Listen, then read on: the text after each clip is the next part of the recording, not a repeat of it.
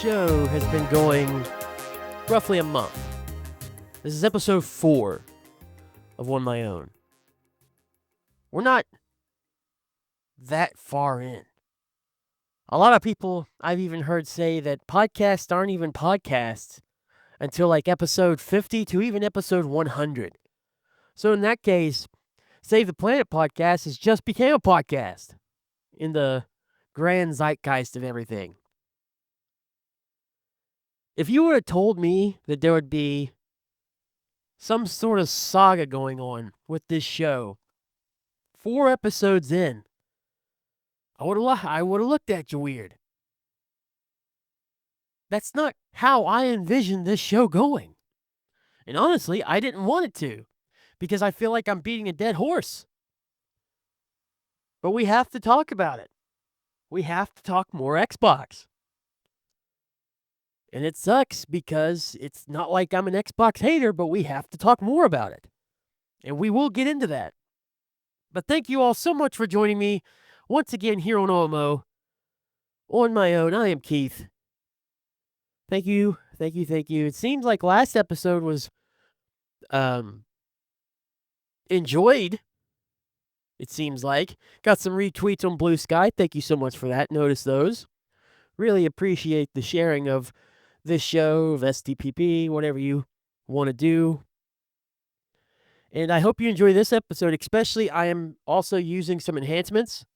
Adobe actually has a podcasting thing that enhances the sound of raw WAV files and anything.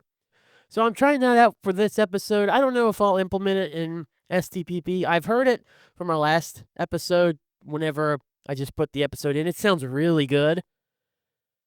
I've just been using a lot of AI. If you've been checking out the STPP Facebook page, you can definitely tell that. I just like using the little Jackie and Putty, putting that in there into different scenarios, and I can't draw or make anything like that. Like I can draw with pencil, but computer animation stuff like that is just way over my head.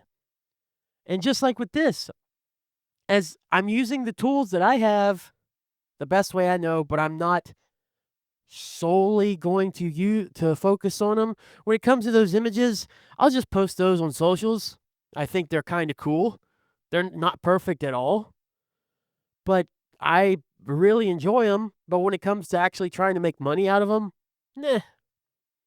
no. Maybe out of the actual 2 characters in terms of like that original Facebook look, but I will also alter it myself. In fact, those are altered, to be fair. Little behind the scenes talking before we get into video games. So yeah, I hope you enjoy the enhancements to this episode, and depending on how I like it on here might determine if I use it in STP and OMO going forward. Man, I have to go back and just look at some of this history we've had with Xbox in just the last 3 episodes of me doing this. I started at the beginning of October. Been doing it for 4 Sundays now. October 4th was the first episode. In each episode, I've had something to say about Xbox, and it hasn't been the best. And it's not like I want to, like I mentioned at the beginning of the show. It's not like I want to do this. But if it's in the news and they're a major player, I'm going to talk about it. So in the first episode, we looked at the rising prices of Game Pass. I mean, that was just at the beginning of the month. Now, I said that at least they've added stuff to Game Pass to make it seem like it's worth it. And they've also improved the cloud capability of it. But overall, is it still worth $30 a month? $300 and some a year. Maybe I think it was $360. $360 a year. Especially if like PlayStation Premium plus Premium is still like 160, 180. You get pretty decent games on there as well. Not the big names as you would on Xbox, but you still get great games there too, and for almost half the price. Is it really worth it?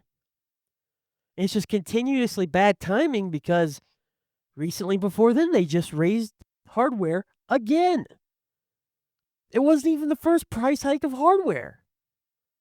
Episode 2 followed up on it. I kind of looked more into thinking that it wasn't as bad. I had a week to think and wasn't as bad, but it's still pretty bad. It's just not a good look. There's also rumors at that time that around that episode a couple weeks ago that they weren't going to make hardware and just going to focus on the cloud. Well, we got that confirmed what they were planning to do. We'll talk about that soon. And then at least for The Outer Worlds 2, first-party games weren't going to be $80. They're going to still stay $70. But they want to. They want to raise the price to $80. Just... That's something else, man. And then we get to last week. Last week we looked at the Asus ROG Xbox Ally X that IGN reviewed. And again, like, I'm sure it's a powerful device, but $1,000? It does not make me excited. And then we looked at GameSpot's alternate review to it. And again, it's fine. Like, it's a powerful piece of hardware, but it's just a PC. Does that Windows PC really work for a handheld like this? I have the original ROG Ally. I didn't really care for Windows being on that thing. It's very cumbersome. Now, unless they've worked it to where it has more Xbox into it, I mean, you could have Xbox's Windows app on there. It's still a Windows PC. But I'm sure hardware-wise it's going to run very well. Probably the most powerful handheld ever. Probably the most powerful, definitely of the big three. But is it really worth spending $1,000 or for the cheaper version $600 just on something that you can get for maybe $150 cheaper and have pretty different selection of games in terms of stuff Nintendo puts out? Or is it better than the Steam Deck, which you can still basically do the same stuff on there, but using Steam's ecosystem? Is that really better? Especially if you want that $1,000 X.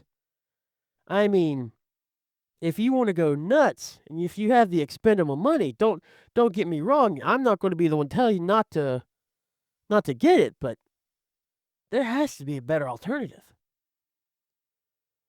Well, the hits keep on coming for Xbox, but I actually want to say some good news first. Or is it? It's good news for me. I like it. Because it's bringing something to my neck of the woods that I never thought I'd see. But I want to say this right now. In my opinion, this is my opinion alone. You do not have to agree, obviously. Love people not agreeing as long as they're not physical and attacking one another. It is okay to disagree with this. With this bit of news first, before we get into meat and potatoes of what else I want to talk about Xbox, I think the console wars, the big console war idea now between Sony and Microsoft is over. It's done. Halo Campaign Evolved is coming to fruition. It looks like it's getting the same work that Oblivion Remastered did. Probably with a few more changes because obviously it's not the same game. But this is coming to the Xbox Series X and S, PC, and PlayStation.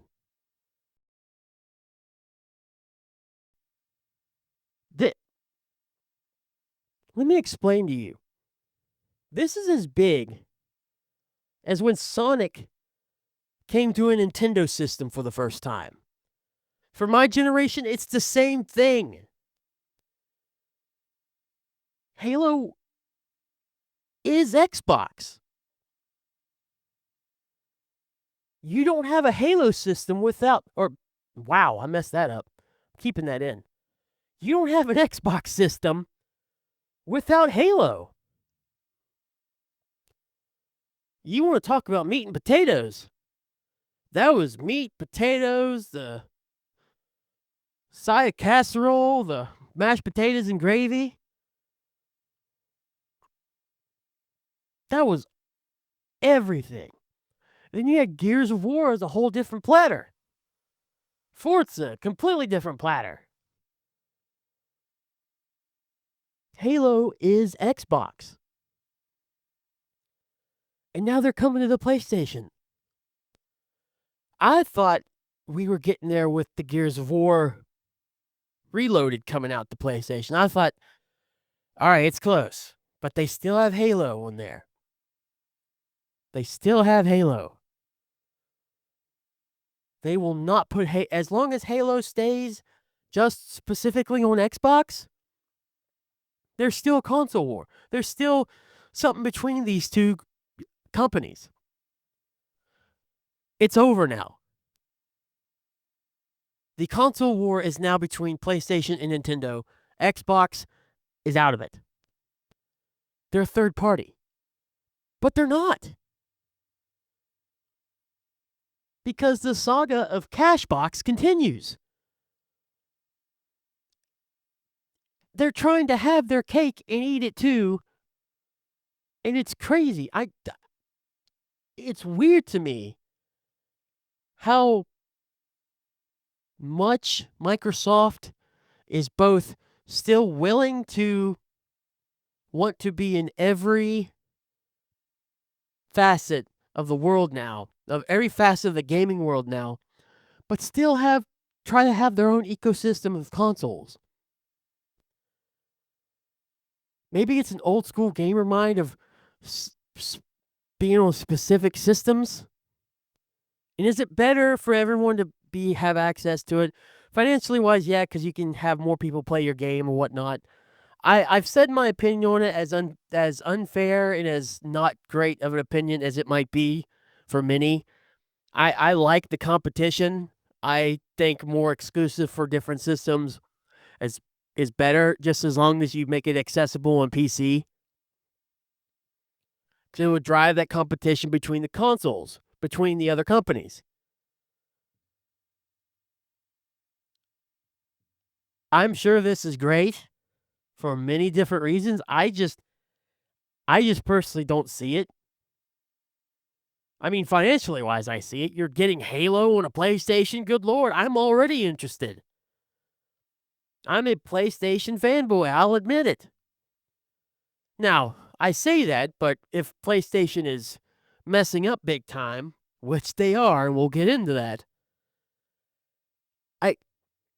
I'll bring it up. But this is just wild to me. And this is relatively breaking. So I'm recording on a Saturday. This was announced yesterday. On Friday. It's going to feature enhanced gameplay, additional missions, and a few new features that is not particularly all talked about just yet. There's a 7-minute video of it with behind-the-scenes stuff and some images from the game. You can watch on YouTube now. I got that from there, from Halo's official post on Facebook. But it just seems like it's dead. The console war, it's dead. I don't know if it's a good thing. A lot of people will think it is because it's just redundant, because they're all basically PCs.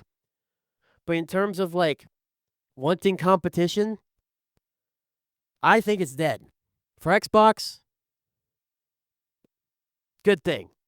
For a lot of consumers, good thing.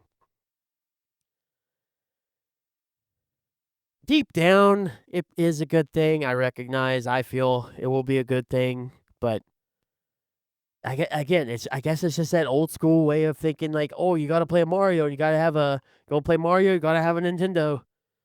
Go play Sonic, gotta have a Sega. It's just wild. It's crazy. Never thought I'd see the day. But just like I said, I bet a lot of people back in the day never thought they'd see a Sonic game on the Nintendo. Yeah, here we are.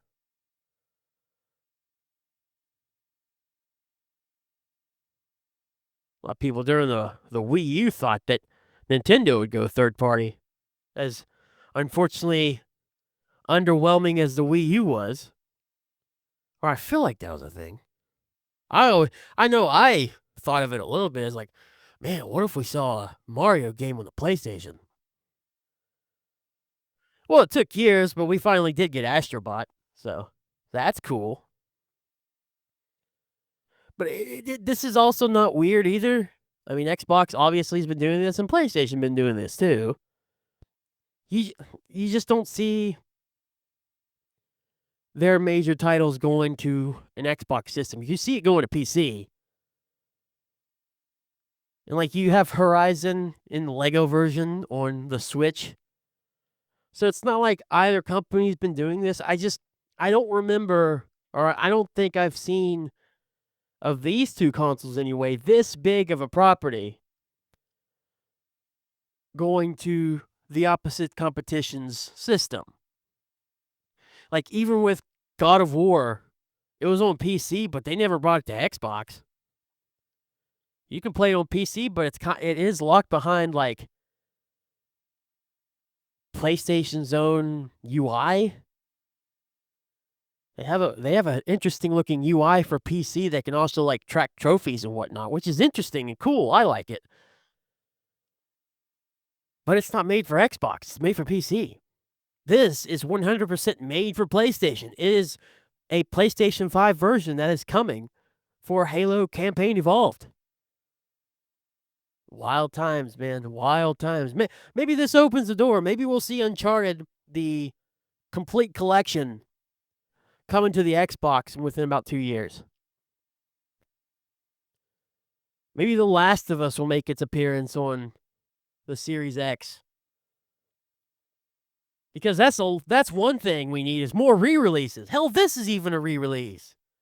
This is another re-release of the first game. They're not even doing anything new. They're just re-releasing the same game that's been re-released again and again. At least with Oblivion, that one wasn't re-released. Or at least it's been a while since there's been a re-release of Elder Scrolls Oblivion.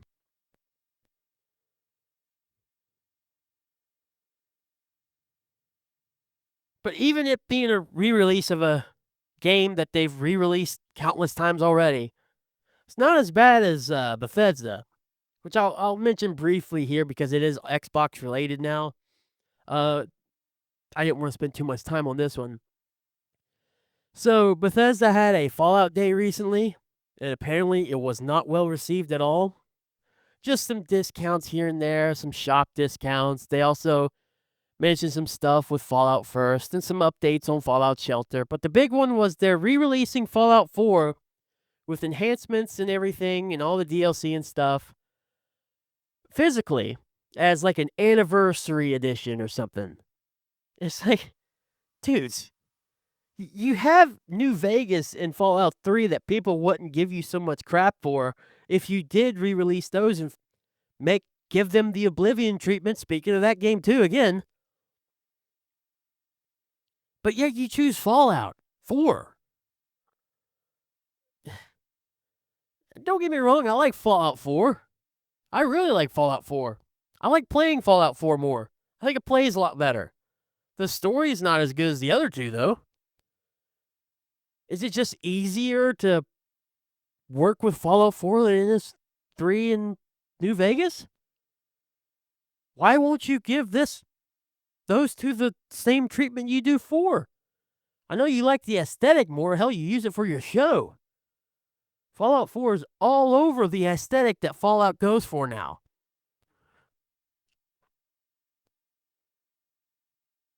But like, you own the Fallout series, man. You can't even do anything with 1 and 2 or something. I mean, there's don't play the same way as 3 and 4 or New Vegas do, but couldn't do something else? Really? You had to give us Fallout 4 again? If you're going to remake something, remake it from something that was like 15 years ago, 20 years ago. Don't remake something that was the most recent in the series, even if it's been a while since it came out.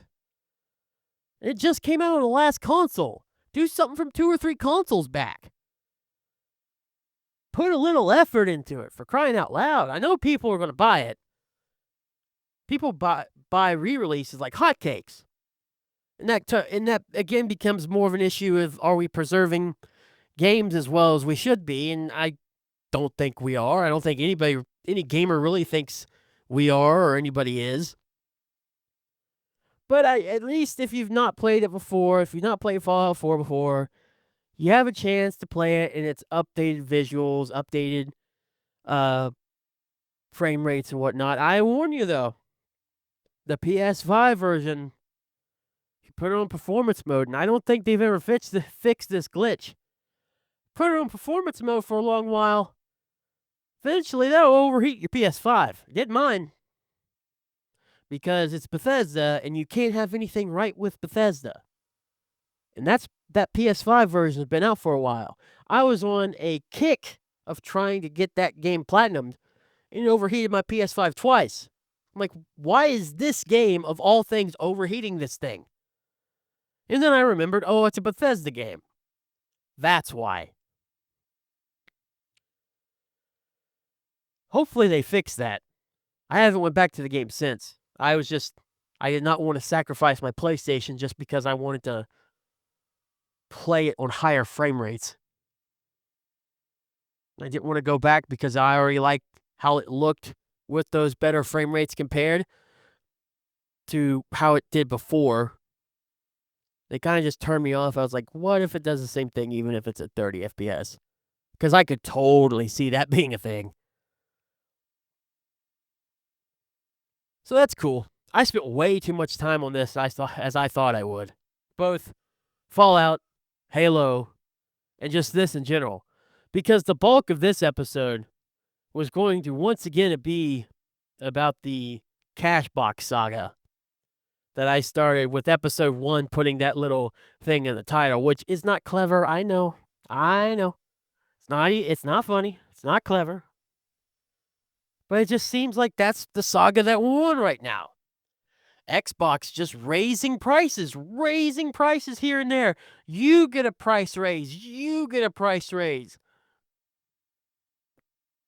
Oh, we're going to raise the prices by 30%, 33%, 40%. You get a price raise. So what's the new price raise this week, Keith? Well, let me tell you. I first saw this going down the rabbit hole of Young Yang. I like watching his videos, or Young Ya, excuse me, on YouTube. So if you don't know who this guy is, he has over 1 million subs on YouTube. I'm sure gamers know who he is, at least to an extent. But he does gaming news as well, in YouTube versions, of course, not in this singular podcast. But he talked about this. That's how I first saw it, and then I just saw more and more as the day went on that Xbox is deciding to raise the price of dev kits. So that if you want to develop for the Xbox, you're going to have to pay more. I don't know how substantial of a price raise this is. Like, for big companies, AAA, AA companies even, this may not be a huge hit. It's a hit, don't get me wrong. This is really going to defeat and hurt indie This is really going to hurt those smaller games that want to come out for your Xbox system. This is going to make them think that, do we really want to come out for the Xbox when it's this much? Dev kits are going up $500 from supposedly $1,500 for a dev kit to develop on Xbox to $2,000. Now, once again, this aligns perfectly with the tariff thing. It's about another 33% increase or so. Which $500 of 20 would be a fourth, but what it was only 150. That's a third. So there you go. That's how that math works.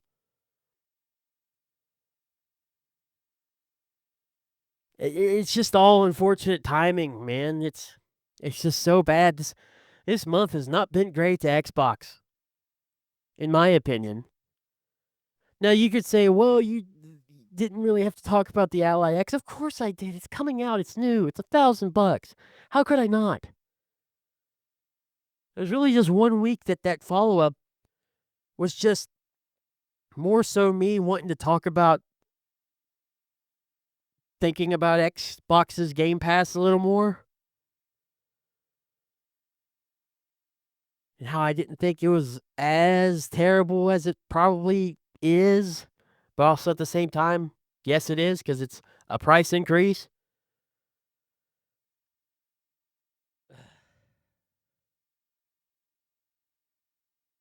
I don't know.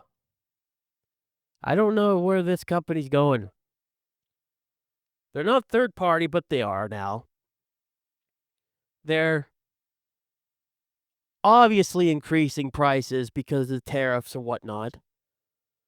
So they're outpricing some people, including, but not limited to, indie developers. And then they may not be having hardware, but they totally are.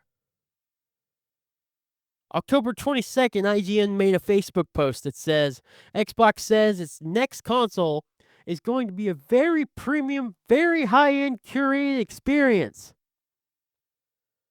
The Facebook post also says, Xbox apparently has big ideas for its next generation with plans for a seemingly hybrid PC console experience where gamers will be able to access their Xbox and PC libraries like Steam from their couch. But it's costly.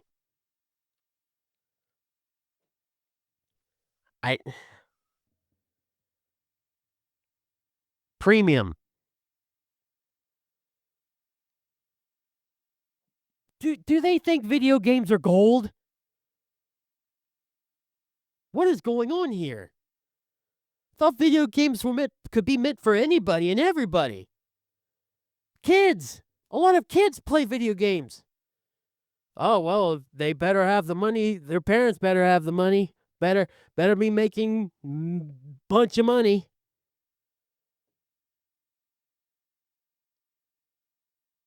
Gamer.com. Looking on their website to elaborate a little bit more on this. Their president, Sarah Bond, the Xbox president, was asked about more information on this. This is a quote from her. I'm just going to get directly from the article. I'm not going to read the whole article, though, because I just want to talk about my opinion on it. But go to thegamer.com. The full article is Xbox president says next console will be a very premium experience. And my wallet is weeping already by Joshua Robertson. That's the article. Look that up on The Gamer. This is a quote that's in the article. I'm just going to read this quote verbatim, and then you can read the rest. I'm getting agitated. I'm starting to mix up my words and stuff. Ugh.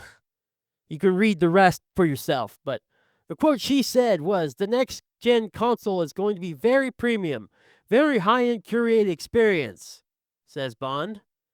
You're starting to see some of the thinking we have in the handheld ROG Xbox Ally. We do not want to give it all away.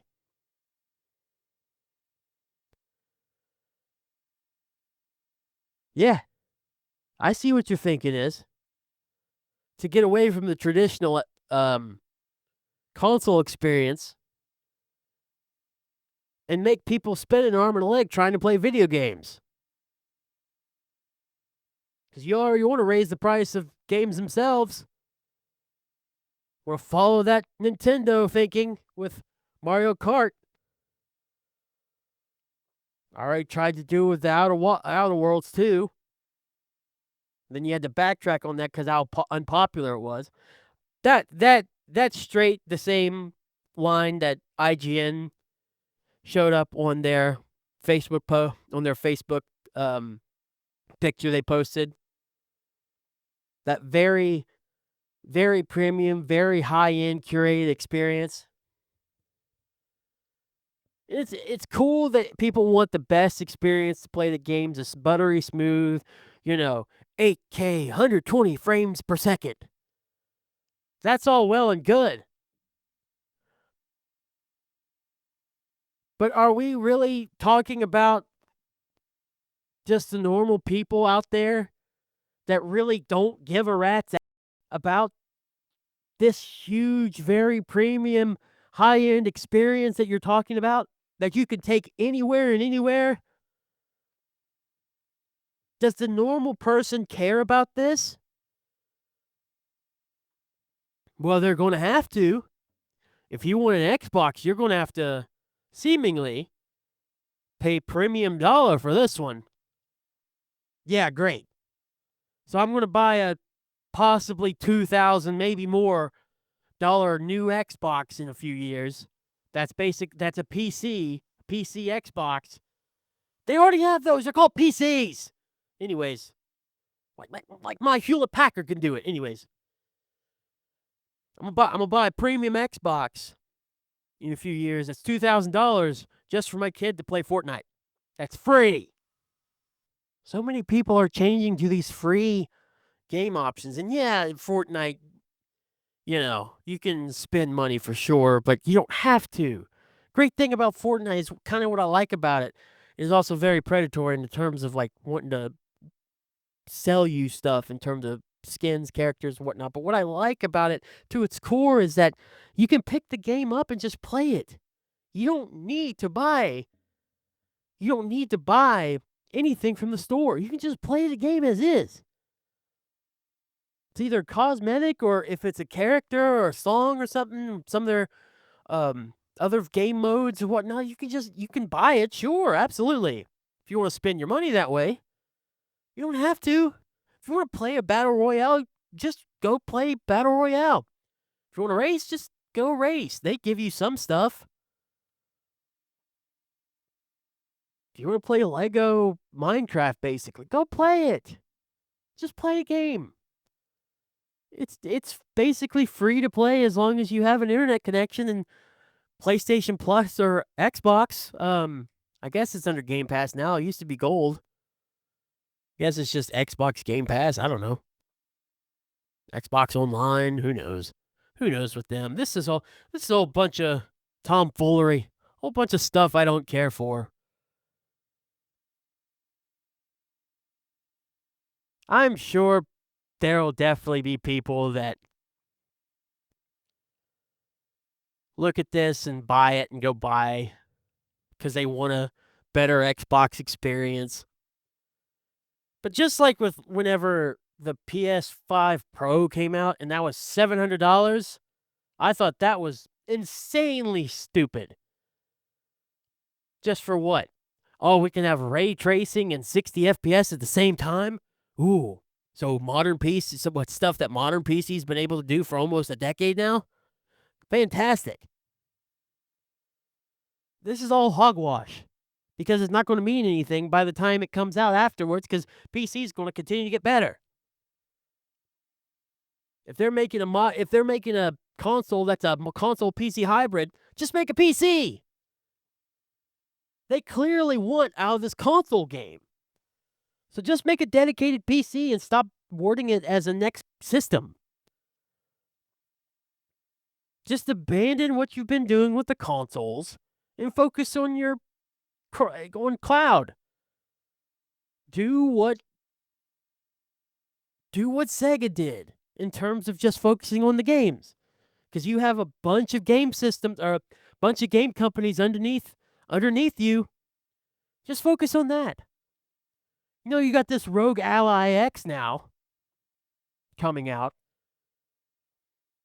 Maybe instead of focusing on the Series S and X, you focus on this.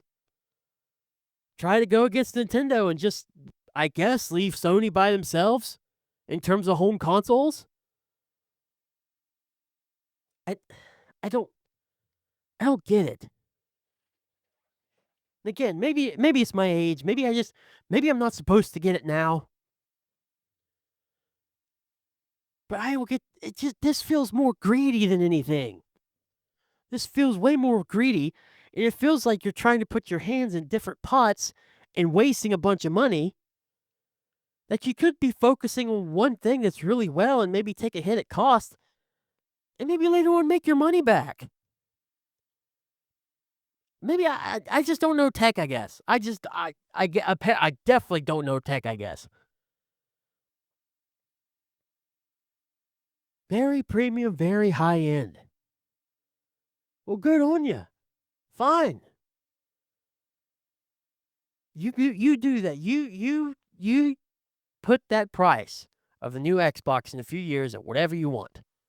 Whatever you feel like your heart desires. Put it 1,500, put it 2,000, 3,000. I dare you. Make it as high end as you possibly can for something that's going to be outdated probably within a few months compared to other PCs that are out of time. Go ahead. If you make it customizable, I'll eat my words. You know what? Maybe it was worth it. Maybe that price point was worth it. Cool. I can get a PC, do the same thing. What I'm working on for my work computer and my home computer, I can almost tell you I can do the same thing. Or I could if I, upgrade it. But if I just want to play a video game, me personally, I'll take a cheaper Xbox.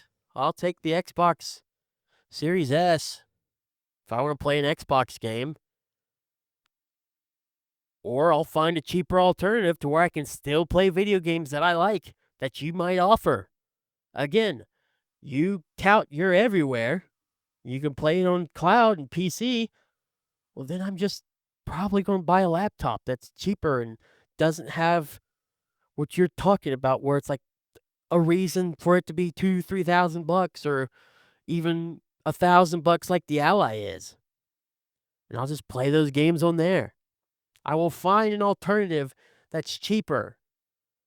And just because it's not completely high-end premium, as long as it plays, as long as it runs well, as long as I can play it without stuttering, without being like, man, I wasted my time trying to play this on here, then I'm just going to do that. Even if I wasn't a PlayStation gamer, and I look at this, I feel like I think this is really, really dumb. It's too much. And you're saying you want a very premium, very high-end system now when prices are skyrocketing? Just to buy food is insane. But you're okay with this? Has out of touch came to mind here? Maybe we're a little out of touch with how people are trying to live compared to the tech that video game companies are trying to hand out there. When did video games become such a luxury?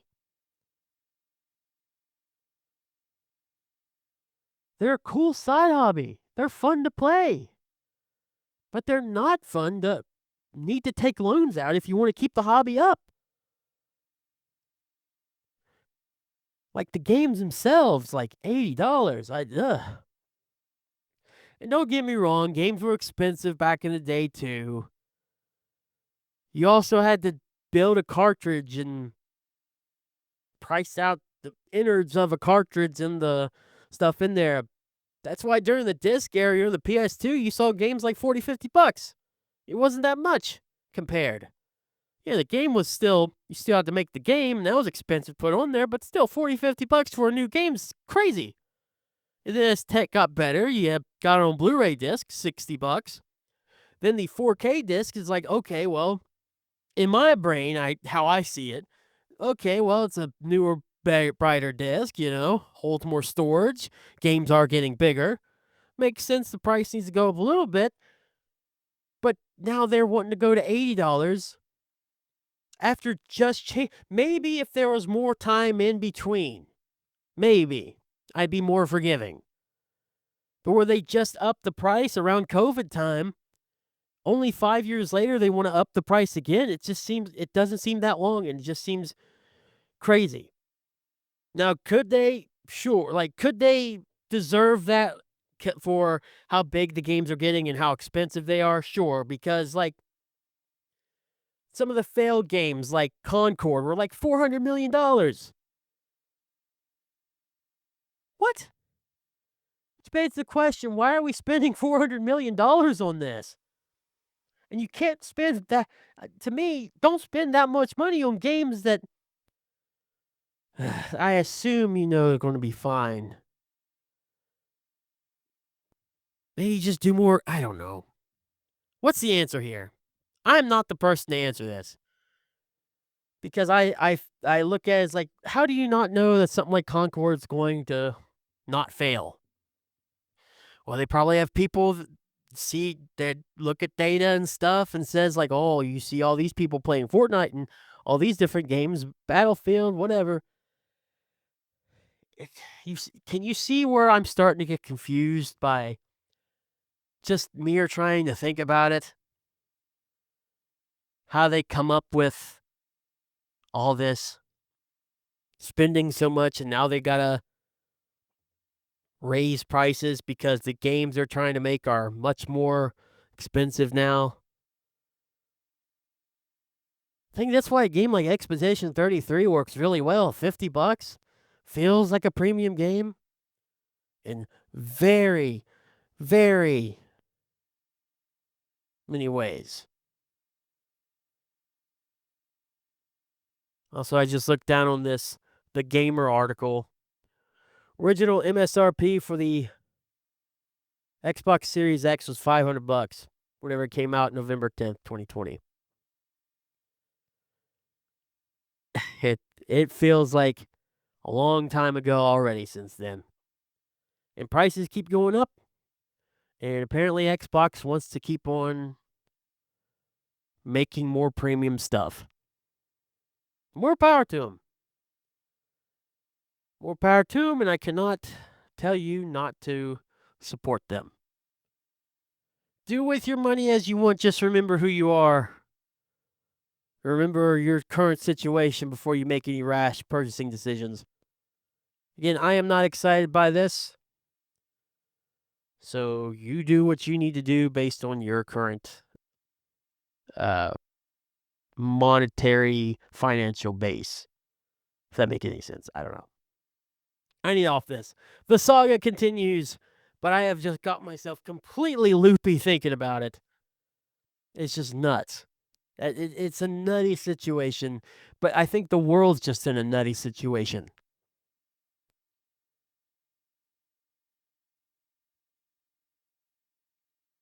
Well, I can't keep talking about Xbox without having to bring something up of the other team, the other side, PlayStation.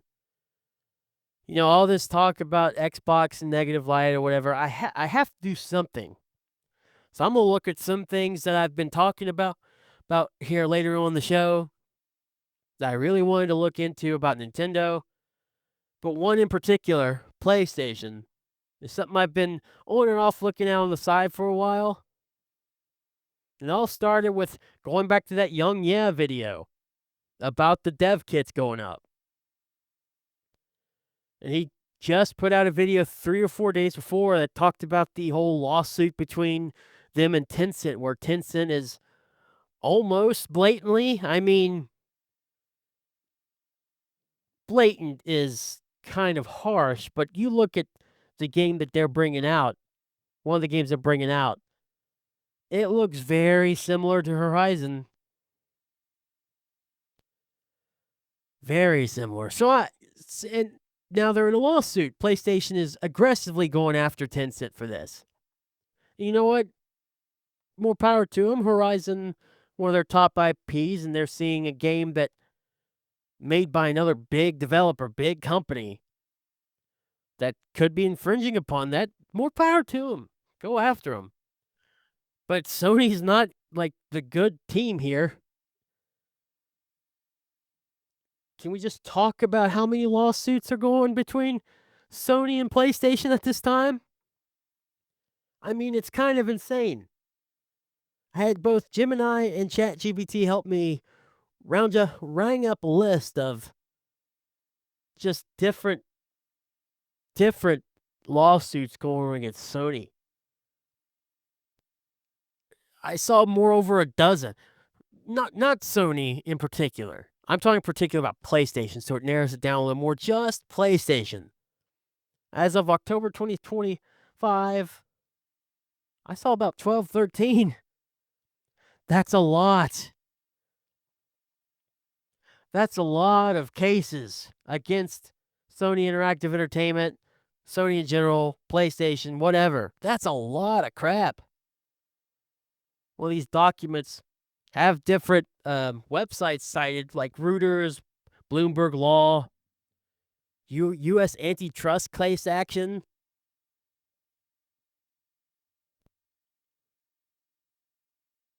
Where their consumers of this case are alleging that Sony illegally monetized or monopolized digital PlayStation games.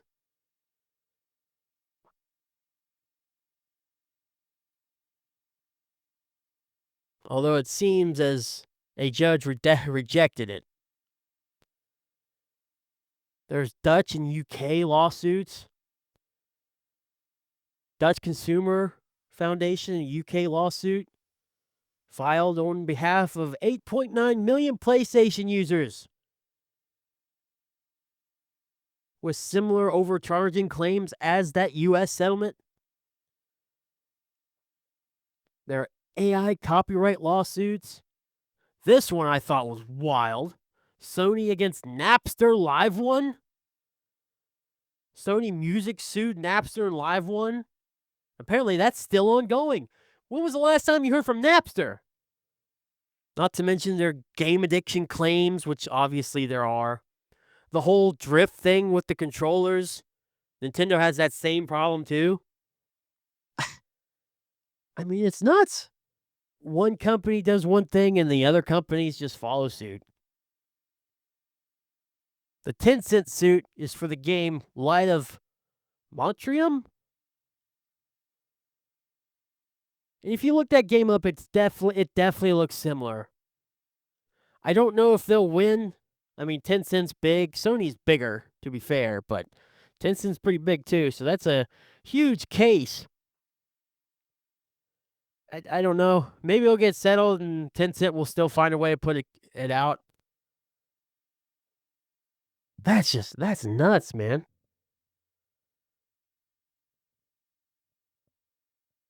Australian federal court class action lawsuit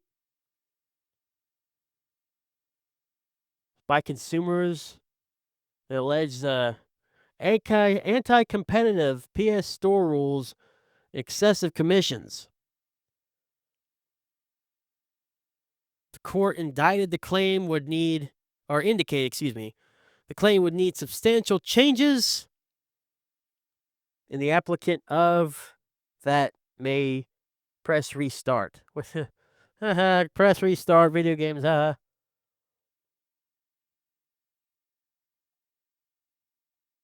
mean, the Xbox isn't like alone in terms of trying to get more money from people. Sony is obviously a big company and they want more money too. So PlayStation's just as bad. You're seeing it on their store. There's a lot of lawsuits based on the store, antitrust and overcharging. I guess it's just because I don't. Maybe because Sony is a Japanese company that we don't hear it as much as we are Microsoft, because here in the U.S., because Microsoft is the U.S.-based company that has a lot of places overseas and stuff. I don't know. Overcharging, man, big problem. And those are just some of the more basic lawsuits. There are probably a lot more. There's a producer of a film that sued Sony for unpaid profits. If any of these are wrong, that's why I'm trying to be careful with names and stuff like producer or doesn't name producer or whatever. I named Napster just because it's crazy that Napster, but that they had one against Napster or going on with Napster, but that might be old. It's I try to look up ongoing, but you know how great AI is helping you. Again, like I said earlier in the episode, I've been using AI a lot more recently. So if any of these are wrong at this point, I will come back here and be like, hey, I messed up. But I did do a little research trying to find some that are going on. These are just the ones that brought up. And I did look a little bit on Google. The 10-cent one and some of these lawsuits, for sure, the overcharging ones, for sure, are happening or been settled or something like that.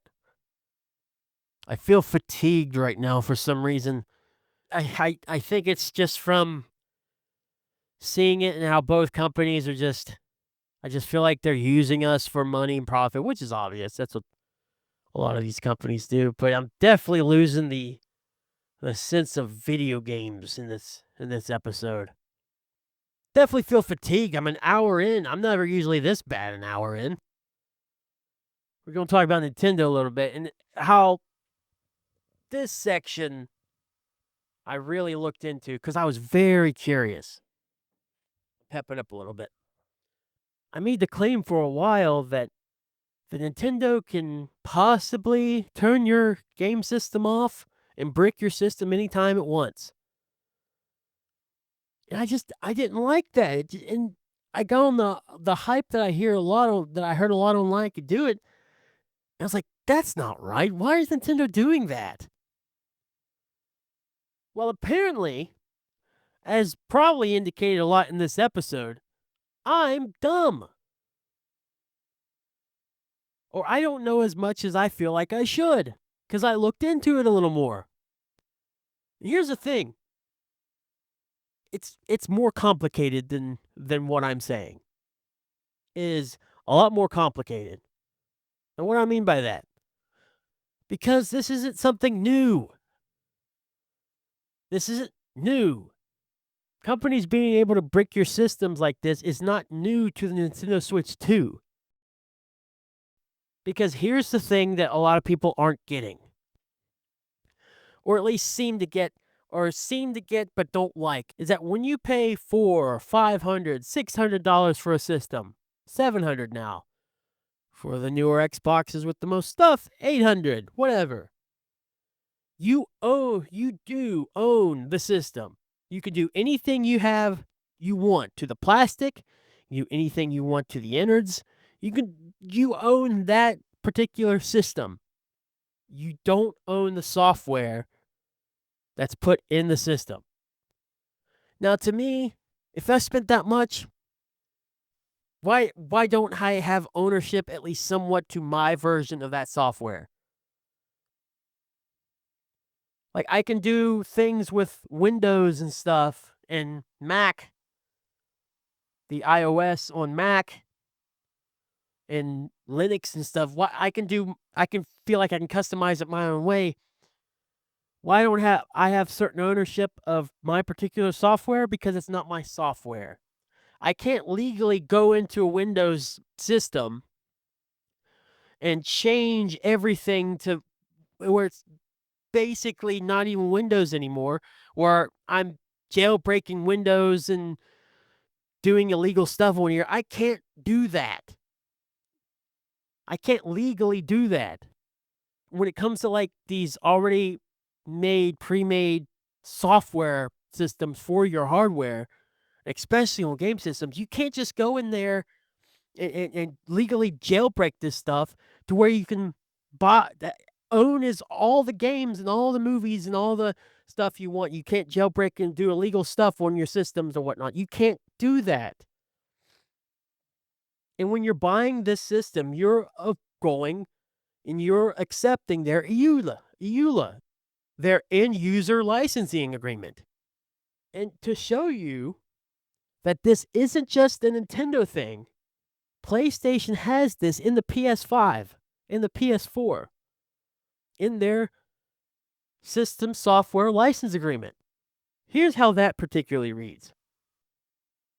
If SIE Inc. determines that you have violated this agreement's terms, SIE Inc. may itself or may procure the taking of any action to protect its interests, such as disabling access to or use of some of all system software, disabling use of this PS5 system online or offline, termination of your access to PlayStation Network, denial of any warranty, repair, or other services provided for your PS5 system, implementation of automatic or mandatory updates or device intended to discontinue unauthorized use or reliance on any other remedial efforts as reasonably necessary to prevent the use of modified or unpermitted use of system software.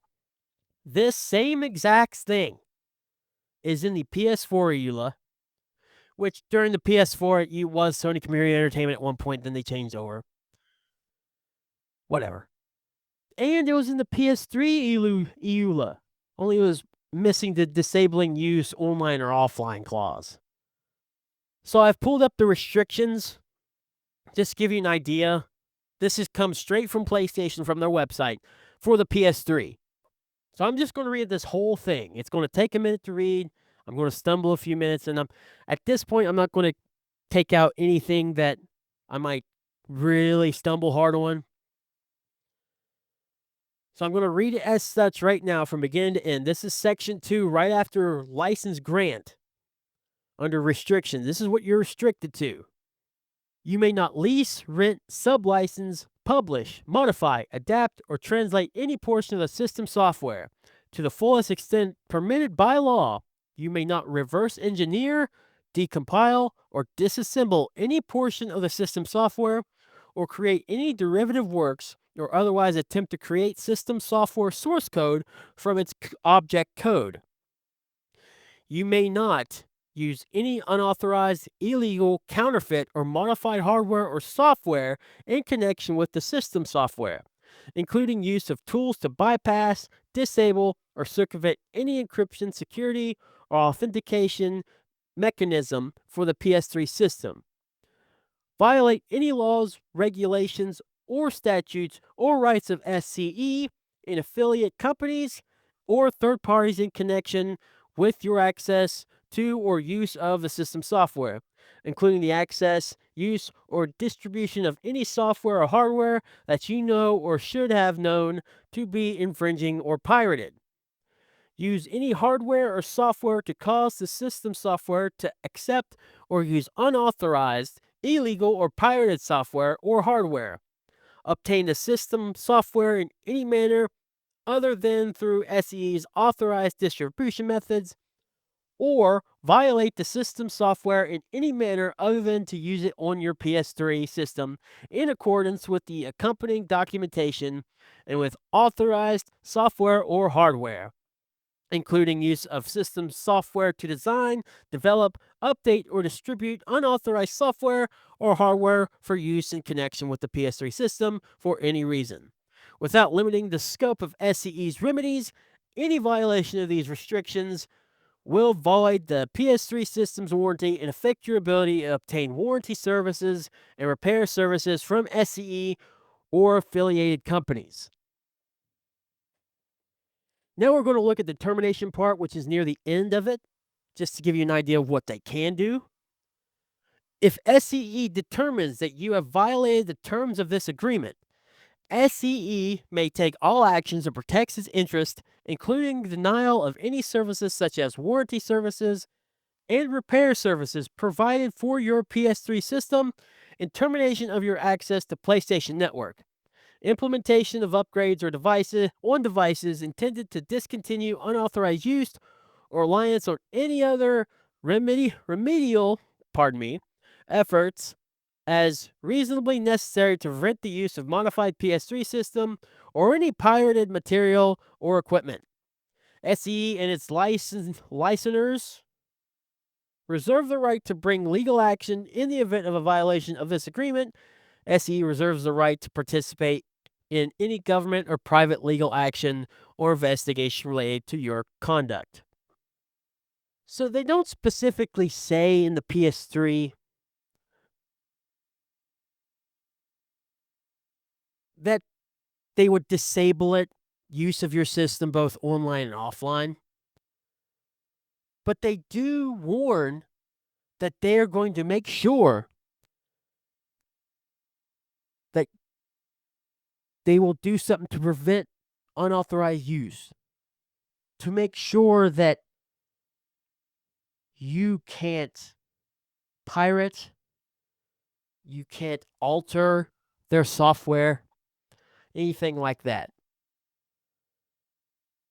So, and I'm assuming because the PS3 with internet limitations of the time, it was probably a lot harder for them to possibly be able to automatically turn your system off.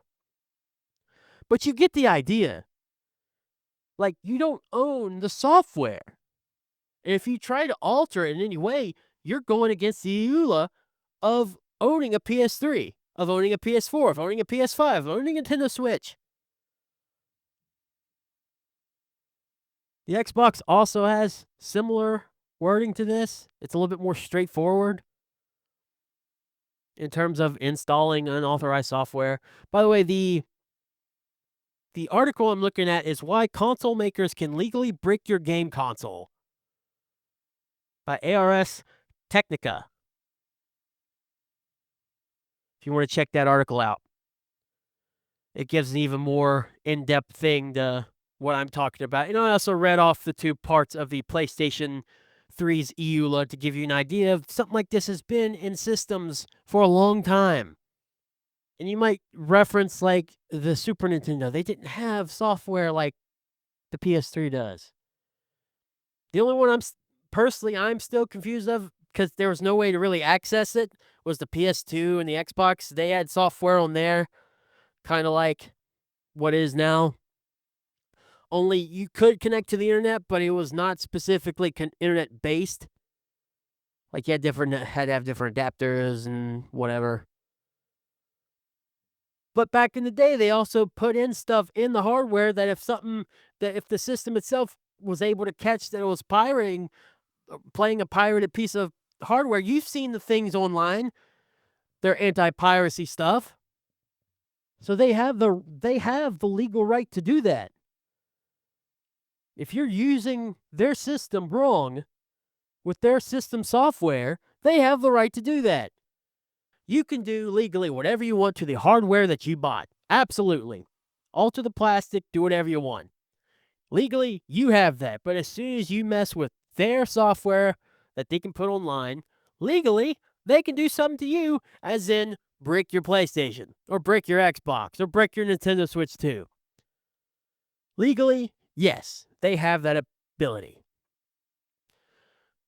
Public opinion-wise, is it right? Should they be able to?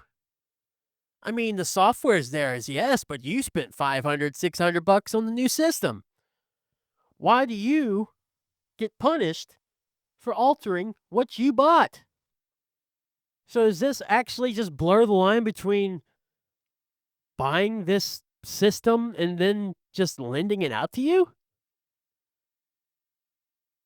But I think what made Nintendo Switch 2's thing about this just worse, why people dug it up to make the Switch 2 look worse, is just because bad timing and people didn't understand that this has been a thing for a while. So people brought that up and just tried to make it worse. Because if you want to mod your Nintendo Switch 2, I'm sure you can in some way. Just don't mess with the software. Sure, you can alter it. Maybe make it faster? I don't know.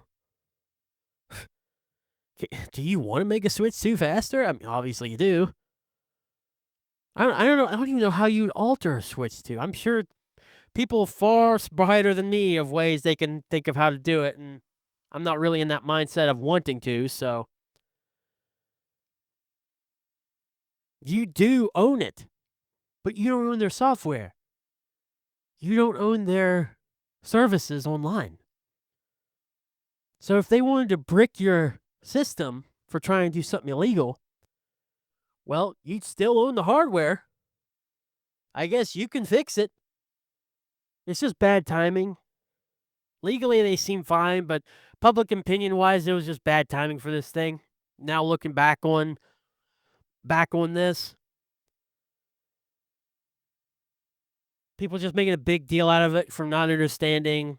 Plus, like when the system came out and Mario Kart Worlds was so mid, being so high priced, and tariffs raising everything, and obviously Nintendo being the more supposedly kid friendly system, more for kids. Their characters are kids and whatnot, or not. Their characters are made for kids more or whatnot.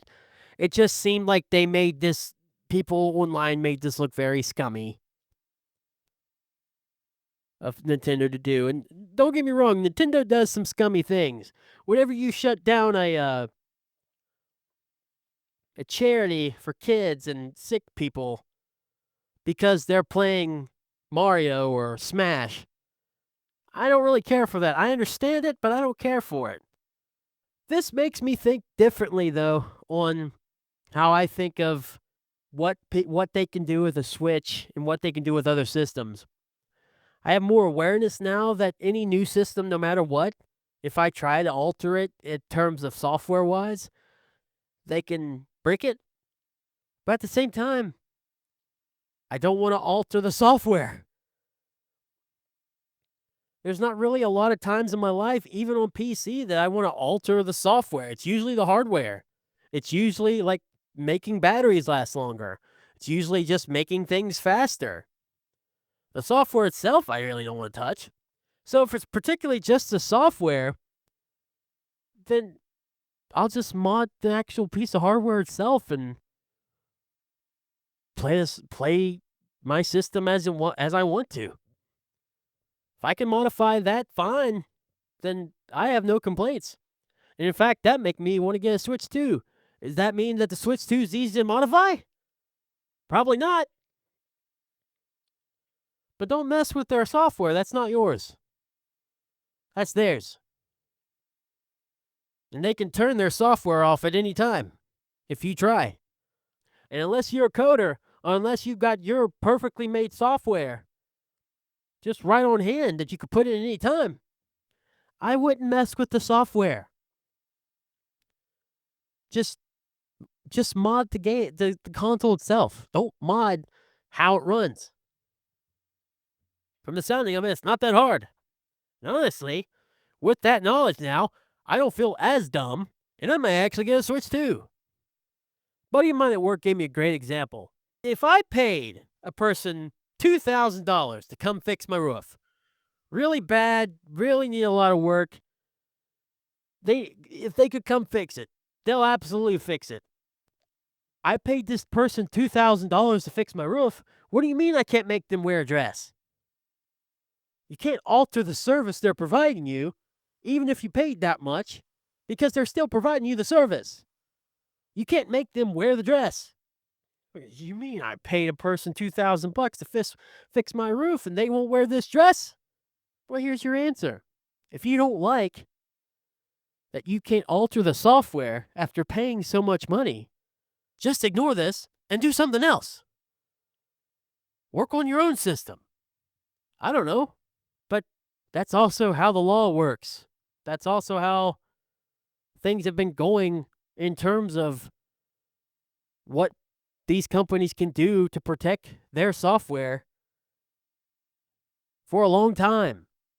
And if you mess with their software and they notice it, well, you better have your own software ready to put on a system, and you better know it works.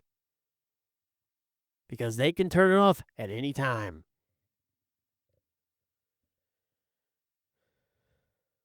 It's a really expensive dress you bought there.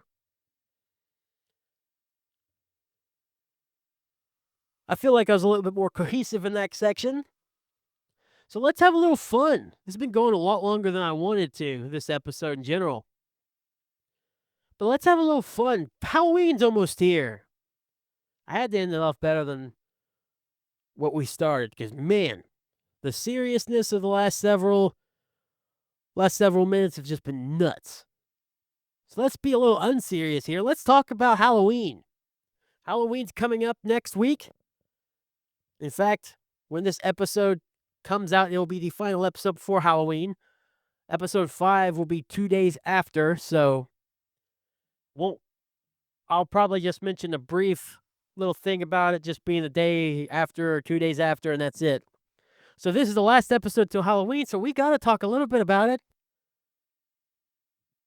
This week, I finally plan on playing a platformer type game called Pumpkin Jack, and maybe Resident Evil 3 finally as well. Resident Evil 3 was definitely one of the games I wanted to play next year because I just played 2 last year, the remakes. So I was going to play 3 this year. I just haven't been playing a lot of games recently. Been trying to build up this brand, trying to start OMOs, trying to restart STPP. I've been busy. But this week I might finally try to sit down and play Resident Evil 3. Or if I don't play that, I'll play Pumpkin Jack. Really wanted to play Pumpkin Jack, but I don't want to play it anything that's not Halloween because it doesn't look like anything other than a Halloween game. It's a game with Halloween setting around it, like the Pumpkin Jack. His face is a pumpkin.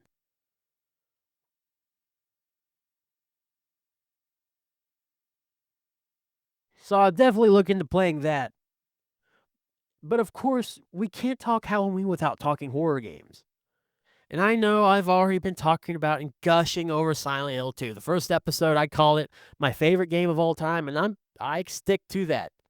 Even more so than Minecraft. Silent Hill 2, it did something to me, man. For better. At the time, maybe for worse, but over time, for better, for sure. Well, I wanted to highlight some of the horror games that I like that are not Silent Hill 2 or not Silent Hill. Maybe they have some relation to Silent Hill. Maybe they're based on the idea of Silent Hill or some of the games that Silent Hill has been a part of. But these are just some of the games that I'm highlighting that you should definitely play if you haven't, which a lot of people have because these are very popular games. Some of them are. If you haven't played these games and are a horror fan, you should. 100%. And some of them aren't going to sound like horror. They lean on the horror side, some of them do. You'll see what I mean as I continue. First one I want to mention is Soma. Soma and another game coming up kind of have that PT influence. This one not as much other than just being like a first-person horror game. The one I'm going to mention later definitely does. But Soma's really good. It mixes that space horror that Dead Space has. Puts you in a first-person perspective. It takes you on a ride you're not expecting. And then by the end, you're just like questioning yourself.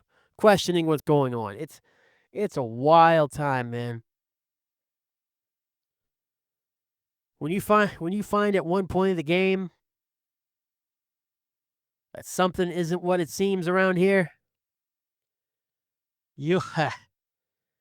by the end you'll be like, wow. Not the best game. Could be better in some aspects, but it's a really good time, and the story is really good too. Highly recommended. The first Last of Us, I don't consider that a horror game as much as I do just a survival game, but it has zombies. You can get freaked out by it whenever you're in darker places and whatnot. But where it plays like Uncharted, I didn't freak out as much because I love Uncharted games. And I had to do more sneaking and whatnot, but I wasn't really freaked out by it because I was like, man, the DNA of Uncharted is well in this one. So I wasn't scared by it because I felt like I was just playing zombie Uncharted. But what gets The Last of Us, especially the first one, is that story. The story of The Last of Us 1 is so good.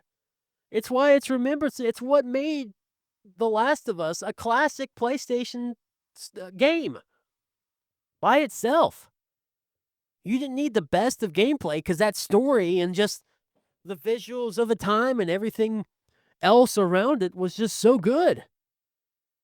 If you haven't played The Last of Us, no matter what version you play, because there's like 1,000 of them, another remake issue that we talked about earlier. But if you haven't played The Last of Us, you're doing yourself a disservice. Go play The Last of Us, the first one. It's very good. I mentioned Resident Evil 2 remake. The remake's just fun. I had more fun than I was really scared. Like, yeah, it freaked me out seeing Mr. X trying to run after you. But I was just having more of a ball with it, man. It was fun to play, just to play it. I haven't played the original Resident Evil 2. The Resident Evil 2 remake is really good. And honestly, with the fixed cams of back in the day, like that and Silent Hill, which is where Silent Hill got its inspiration for, was Resident Evil, trying to be the alternative to Resident Evil. I would probably get more freaked out by the original trying to play it. But the remake is definitely fun. If you haven't played the remake of Resident Evil 2 yet, you're doing yourself a disservice by not. Because even if you don't get completely freaked out, which you probably will, more than me, I don't know. I didn't feel as scared as I've seen a lot of other people get from it, but I had more fun with it than anything. It's definitely a fun time no matter what.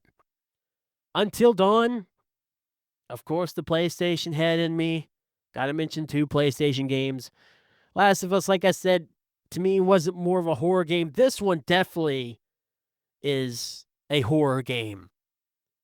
It's classified as such. It plays just like an old school, like 70s, 80s horror flick, you know? But it's got that Heavy Rain, Beyond Two Souls feel to it. Detroit Become Human. You can move your characters around and stuff, but you have different choices throughout the game, different quick time events you have to do.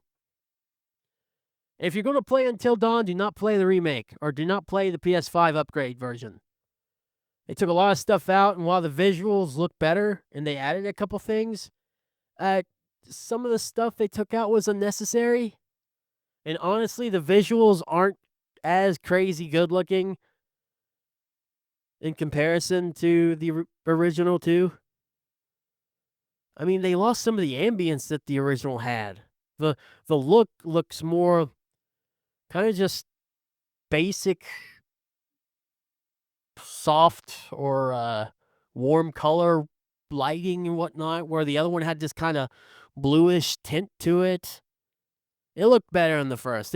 Everything felt better in the original one. So play the original for the PS4, PS5 one. Just why? Why did you do that? Why waste resources? Why?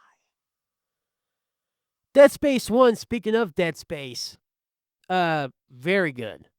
Whether you play the remake or the old one from the PS3, I can't recommend Dead Space enough. The first Dead Space is a classic. Dead Space 2 is probably the same thing. I haven't went fully through 2. I just know I've went through Dead Space 1. Dead Space 3 I've went mostly through. That's more action than it is actual horror. Dead Space 1, though, is definitely more horror than it is action, with action in there, but, you know. I love it. I love Dead Space. I can't recommend the first one enough. Finally, the one that I said that had the PT feel more than Soma, Visage. I mean, this game looks straight up what PT should have been. Everything from the way everything looks almost hyper-realistic to just the vibe of anything could be right behind you at any time. It freaked me out to no end, man. To a point where I felt like I didn't want to move. Probably of all these 6 games that I've mentioned, this is the absolute scariest one to me. This is just a classic. It's a great horror game. If you can deal with the first person horror that Visage wants to give you, you're going to have a great time.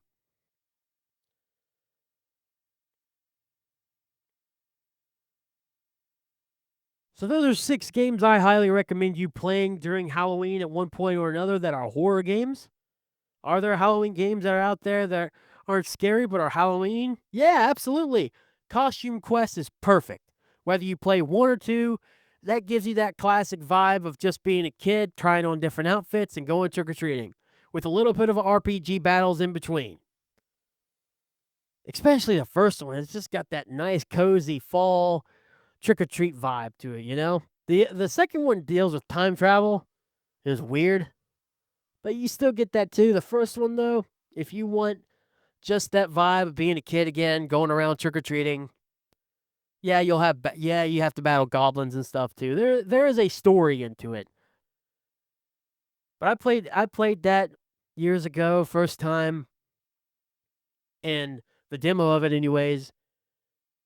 And without doing the battles, I just loved like being able to go in costumes as these characters and just getting more candy and going to these houses, and if there's a battle, battling, but after that, just going back around exploring the neighborhood. Loved it. So I'll definitely do something like this again for Christmas. But let me tell you, obviously, I think it is much harder to think of games that are Christmas related or around that time related that are actually good. I can think of a DLC right off the top of my head that's really good that I like, but full on games, I'm gonna have to try some because I don't know any. I don't know any that are good. Let me know if you can think of any Christmas games that are good. Let me know. I'm very interested. And that's it. Man, I felt fatigued halfway through. I think I came back at the end there, especially with the Halloween horror games, talking about that. In conclusion, do whatever you want with your money. I'm just trying to help you save a little. Remember, know before you speak in terms of stuff like the Nintendo Switch 2 thing. And enjoy Halloween. I think that's the big one. It's Halloween this week. Halloween's on a Friday. Can you believe that? That is both a good thing and a bad thing.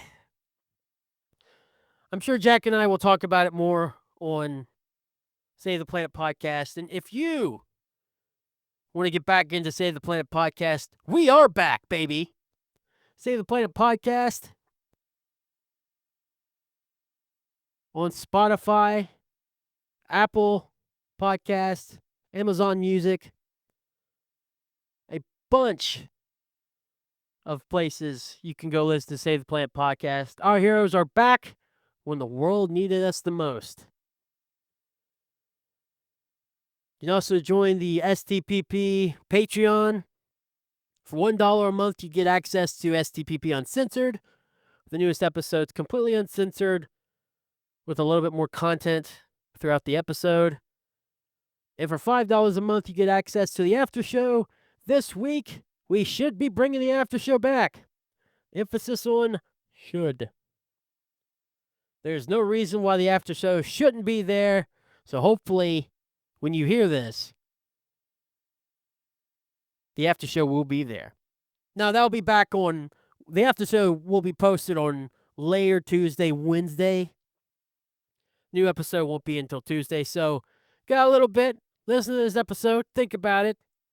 Criticize me. Give me many critiques. I think the biggest one I definitely think of is look much more into it. Like, I look more into this week for sure, but I still feel like I could have done more in terms of the Sony lawsuit thing. Maybe a little bit more of the Xbox stuff as well. But again, like I mentioned in another episode, I'm getting better with this. Things are coming back to me. I think there was half of this show is pretty decent. Personally, the other half, I'll think about. All right, that's enough for me. I've been talking for almost 2 hours. I gotta rest my voice. I got stuff to do. Man, we're all busy in life now, aren't we? Good grief. Until next week, we're talking about more video games. And next week, no Xbox talk. Unless they use something completely egregious, I'm not talking about them next week. I refuse. You can't make me. All right, everyone. Thank you so much for listening. I'm Keith. Love your faces. Talk to you next week. Bye.